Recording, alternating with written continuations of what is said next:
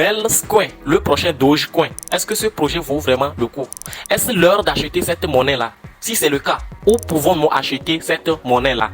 Est-ce que des échangeurs comme BitGet, Binance et autres pourront toutefois lister cette monnaie-là? Découvrez tout cela dans cette vidéo.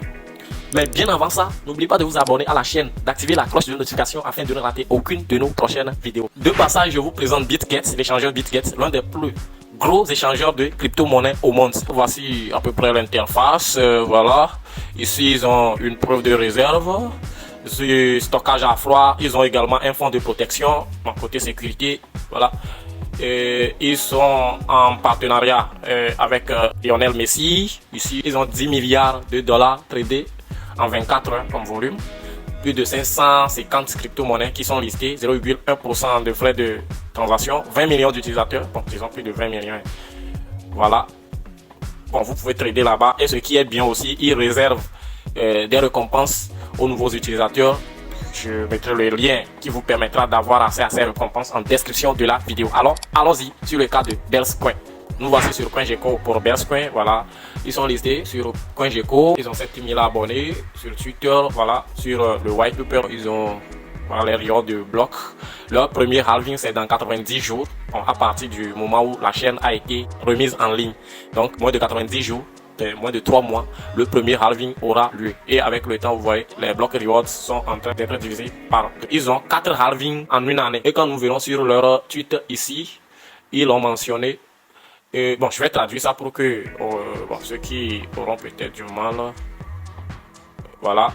90 premiers jours environ, 36 millions de pièces seront en circulation dans 90 jours. Les deuxièmes 86 jours, il y aura environ 18 millions de pièces en circulation. Et les 180 prochains jours, dans les une année, il y aura encore 4 millions de pièces qui vont s'ajouter. Donc au total, dans l'année, on aura presque 59 millions de pièces qui seront en circulation. Après les 1 an, les blocs reward vont passer de 2 bells par bloc.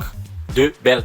Donc ça, ce qui représente 1,05 million de bells qui seront en circulation. Bon, voilà, une fourniture en circulation sur 1 an. Donc vous allez voir que les blocs reward ont fait que sur la première année, il y a assez d'inflation. Dans la seconde année, on peut savoir qu'au moins on peut commencer par prendre position, je crois.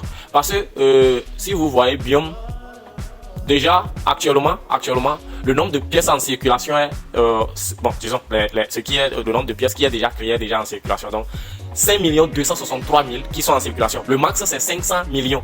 Et donc, sur les 500 millions, si en une année, 58 millions est en circulation, ça veut dire que 442 millions, voilà, 442 millions, 41 millions seront restés à miner jusqu'à une période donnée. Eux-mêmes, ils disent 400 ans ou un truc du genre. J'ai eu à lire leurs tweets. Donc, actuellement, 5 millions de pièces en circulation. Donc, vu cela, bon, si on peut se poser la question de savoir est-ce que c'est le moment d'acheter, bon, moi je trouve que si on fait bien les analyses de tokenomics, on peut se dire que sur 1 an déjà, si on a actuellement 5 millions de pièces qui sont en circulation ici, et que chaque jour, les mineurs vont venir et peuvent toutefois dumper sur moi, on peut toutefois dire que sur 1 an, si on peut quitter de 5 millions à 59, presque 59 millions, je crois que la pièce va continuer par dumper, par faire, même si ça va, on peut avoir des hausses, peut-être c'est des petites hausses, mais la pièce va commencer par dumper. Bon, c'est mon analyse, hein, mais je parle d'une analyse au moins un peu en tenant compte de la tokenomics. Voilà.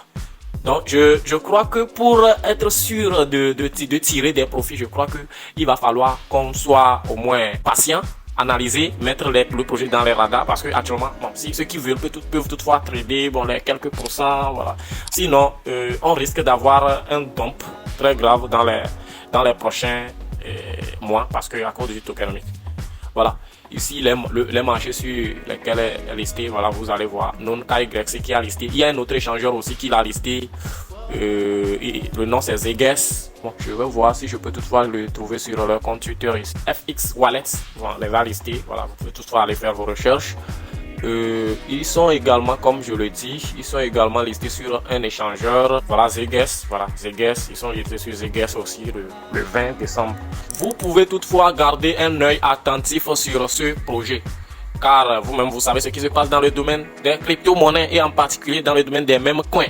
Si un jour papa Elon Musk décide de tourner, bien de faire un petit tweet amusant sur ce projet, vous-même vous savez ce que ça peut donner. Et en dehors de ça, le projet a été créé par le fondateur de Dogecoin et le projet a été laissé.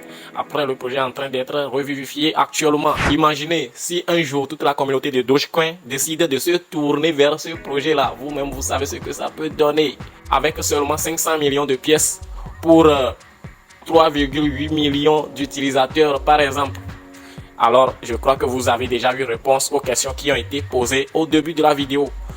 N'oubliez pas de vous abonner à la chaîne, d'activer la cloche de notification afin de ne rater aucune de nos prochaines vidéos. Car nous avons remarqué que beaucoup de personnes regardent nos vidéos mais ne se sont pas encore abonnés. Faites-le.